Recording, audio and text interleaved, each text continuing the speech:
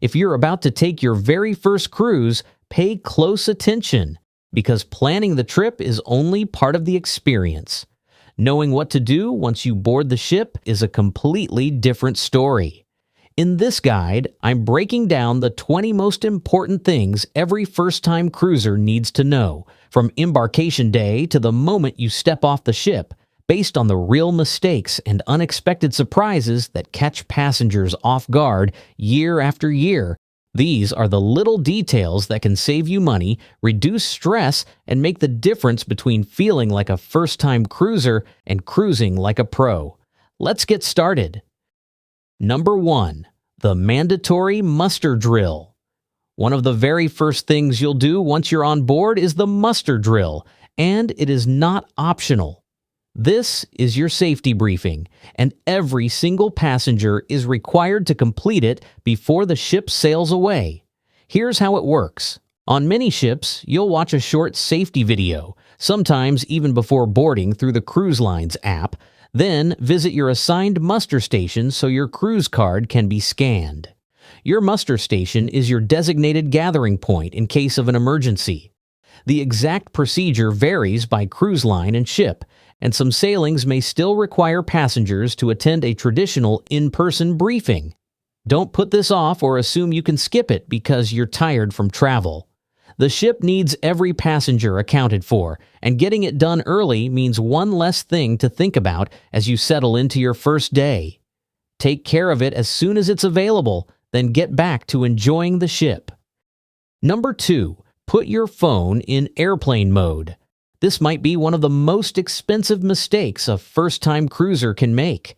The moment your ship leaves port, your phone may try to connect to a maritime cellular network, often called cellular at sea or maritime roaming. Those rates can be far higher than standard international roaming, and the charges can add up surprisingly fast, sometimes reaching hundreds of dollars before passengers realize what happened. The fix is simple. Put your phone in airplane mode as soon as you board and keep it there while the ship is at sea. Only turn cellular service back on in port after confirming that your carrier includes coverage in that destination. But don't turn your phone off completely. Airplane mode still lets you manually reconnect to the ship's Wi-Fi network and use the cruise line's app for things like menus, schedules, and your daily planner. Just remember, connecting to the ship's Wi-Fi network is not the same as having full internet access. Browsing the web, checking email, streaming, and using most apps require a paid internet package. But for using the cruise line's app and any included onboard messaging features, airplane mode with Wi-Fi turned back on may be all you need. Set a reminder for yourself on embarkation day so you don't forget this one step. Number 3. Use the cabin safe. Most cruise cabins include an in-room safe, and you should start using it from day one. This is where your passport, spare credit cards, jewelry, cash, and any other valuables belong whenever you're not actively using them. Some passengers also store certain medications there, although anything you may need quickly should remain easy to access. Cabin safes are very secure, but if you forget your code or the safe won't open, don't try to force it. Reach out to guest services, and they'll arrange for an authorized crew member to assist. One important habit to build. In many ports, passengers leave their passport secured in the cabin safe and carry their cruise card along with a government-issued photo ID. However, requirements vary by destination, nationality, cruise line, and excursion. Always follow the instructions in the cruise planner and any announcements for that specific port before deciding what identification to take ashore. Number 4. Get familiar with cruise lingo. Cruise ships run on their own vocabulary, and picking up a few key terms will help you navigate more comfortably from the start. Instead of floor, you'll hear deck. Instead of room, it's stateroom or cabin. Port means the left side of the ship when you're facing forward, while starboard means the right. Forward refers to the front section of the ship, and aft refers to the back. This isn't just trivia. These are the words you'll see on signs and hear over the announcement system throughout your cruise, so understanding them makes it much easier to find your way around a massive ship with more than a dozen decks. You don't need to memorize an entire dictionary of nautical terms before you sail, but knowing these basics will save you some confused moments on day one, especially when you're trying to find your dining room or your muster station. Number 5. Check your cruise planner every day. Most major cruise lines have an app with a daily planner that lists onboard activities, entertainment, dining options, and important information for port days and sea days. Paper copies may also be available on some ships if you prefer something physical, but the app is usually easier to update when schedules change. The smart approach is to check it daily rather than trying to plan your entire cruise in advance. Pick just a few must-do activities each day. Maybe a favorite show, a trivia session, or a theme night. And let everything else be a bonus. There is genuinely more happening on a modern cruise ship than you could ever fit into one trip, so there's no need to treat your vacation like a checklist you have to complete.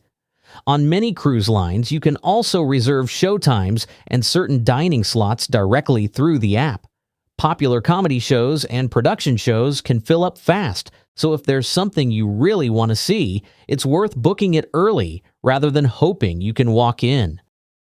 Number 6. Room service breakfast. Breakfast delivery works differently on a cruise ship than it does at a hotel, and that's actually good news. Many cruise lines offer some form of breakfast delivery, but what is complimentary and whether a delivery or service fee applies varies by cruise line, ship, cabin category, and fare package. One important thing to know is that ordering methods also vary. You may find a breakfast order card in your cabin. Place the order through the cruise line's app or in-cabin TV, or call room service directly. Check the instructions in your cabin or ask your cabin steward early in the cruise, especially if you have an early port day and want to get moving quickly. Keep in mind that some cruise lines still offer a basic continental breakfast, such as pastries, cereal, fruit, coffee, or juice, at no additional charge, while hot items, expanded menus, or the delivery itself may carry a fee. Other lines charge for nearly every breakfast order unless your cabin category or cruise package includes the service. Always check the current menu before ordering so there are no surprises. Number 7. Onboard casino. If you enjoy a little casino action, most major cruise ships have one, complete with slot machines and table games like blackjack, roulette, and poker. The casino usually opens once the ship reaches waters where gambling is permitted and may remain closed while the ship is in port. If you plan to play regularly, sign up for the cruise line's casino loyalty program. Depending on the cruise line and your level of play, you may earn benefits such as complimentary drinks, onboard perks, or future cruise offers. Here's something non-smokers should know. On many ships, the casino is one of the few remaining indoor spaces where smoking is still permitted. That means smoke can drift into nearby walkways or atrium areas. If you're sensitive to smoke, keep that in mind when choosing your ship or cabin, since smoking policies vary by ship. Number 8. Onboard shopping. One thing many first-time cruisers don't expect is how much shopping you'll find on board. Larger ships often have a surprising variety of shops, including duty-free stores, souvenir shops, fashion and accessory boutiques, branded apparel, cosmetics, watches, jewelry, and, on some ships, luxury designer boutiques. These shops generally don't open until the ship reaches international waters, so check your daily schedule to see when they're open if you're hoping to browse. Duty-free or tax-free pricing doesn't always mean you're getting the best deal, so it's still worth comparing prices before making an expensive purchase. Selection also varies quite a bit by ship and by boutique, so don't assume every brand will be available on every sailing. And keep an eye out for pop-up sales in the atrium, where you can sometimes find discounted accessories or souvenirs. Number 9. Spa and salon discounts. Here's a money-saving strategy that doesn't get talked about much. Spa and salon prices can vary depending on when you book. Discounts and special offers are often available on embarkation day, during port days, or when the spa has open appointments to fill. Port day appointments can be a good place to look for savings because fewer passengers may be using the spa while the ship is docked. Check the cruise planner throughout your sailing rather than assuming the price you saw before departure is the only offer available. If a spa treatment is on your wish list, compare the available days before booking and check whether an automatic gratuity or service charge will be added to the advertised price. Also, be prepared for optional product recommendations after some treatments. Number 10. Elevator strategy. Elevators get busy on a cruise ship, particularly on embarkation day and on the final morning of disembarkation. But there's a pattern worth knowing. The elevators located in the middle of the ship, near the atrium, tend to be the busiest. If you head toward the forward or aft elevators instead, you may find shorter waits depending on the ship and the time of day. Midship elevators often receive more traffic because they are close to popular areas such as the atrium, restaurants, shops, and entertainment venues. So if you're not in a rush and want to avoid the crowd, walking a little farther to another elevator bank can save you a real wait, especially during those first day and last day rushes. If you have mobility limitations, don't feel pressured to take the stairs. Just allow extra time during the busiest periods. Number 11. Cabin space hacks. Cruise cabins are compact, and one of the most underused spaces is the area under your bed. A lot of first-timers don't realize that many suitcases can be stored there, so slide your bags underneath as soon as you unpack. If a suitcase doesn't fit easily, don't force it. Try placing smaller bags inside larger ones, or ask your cabin steward about the best storage option. A few other space-saving habits are worth adopting once you're settled in. Since floor space is limited, keep shoes, bags, and loose items away from the main walking areas. You can also use an empty suitcase under the bed as a hamper for dirty clothes. Getting your suitcases tucked away and out of sight on day one makes the whole cabin feel more livable for the days ahead. Number 12. Ask your cabin steward for extras. Your cabin steward offers a level of service that goes well beyond typical hotel housekeeping, and most first-timers don't realize how much they can ask for. Within reason, you may be able to request extra towels, pillows, blankets, hangers, ice, robes, or a mattress topper, depending on the cruise line and availability. Your steward can also explain the ship's laundry or pressing options if you need something ready for a formal night. The best time to make these requests is on your very first day. Introduce yourself to your steward early, since limited items may become unavailable if you wait. This is also the time to ask about bed configuration. In many cabins, the lower beds can be combined or separated depending on your preference. Being polite and reasonable goes a long way, and starting the relationship off on the right foot on day one tends to result in smoother service throughout your cruise. Number 13. Avoid guest services lines. Expect long lines at guest services on two specific days: embarkation day, when people are sorting out booking issues, and the final morning when passengers are disputing charges on their bill. If you can, avoid those two windows.